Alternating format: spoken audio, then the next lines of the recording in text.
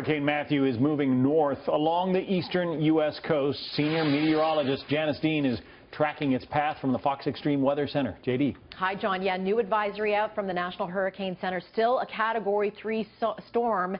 And we can't stress this enough. We're not going to see the results of this hurricane for days.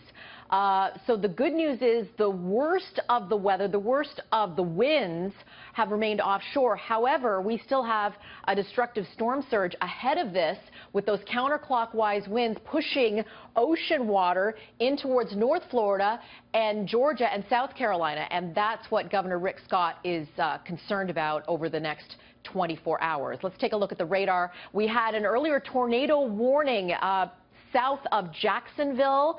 They've lifted that, I do believe. That was for 11 a.m. They have lifted that tornado warning. But with these landfalling tropical systems, they already have the friction, so we could see the potential for some weak rotation and tornadoes throughout the day as the storm continues to crawl up the coastline. And we're not done with this because we still have a very formidable storm for Georgia and the Carolinas and up towards Virginia as we get into the weekend when we hopefully see this storm exit. Not only storm surge of, they're saying now, 6 to 12 feet above high tide, but we could see upwards of a foot of rainfall, so flash flooding is going to be an issue.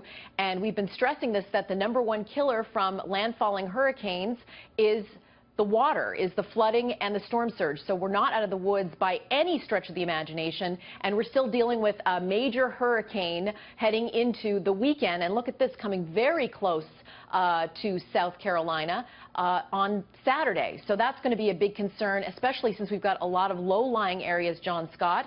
And the computer models are saying that we're still going to be dealing with this hurricane for the next 48 hours at the very least. Back to you. That storm surge is so dangerous. Yes. I mean, Hurricane Sandy, it was the storm surge, and that was just a Category 1. Yeah. And then, of course, Hurricane Katrina, which was a Category 3 when it made landfall. Storm surge, that was what killed people. All right. Janice Dean, we'll let you get back to watching the hurricane, keeping an eye on it for us. Thank you.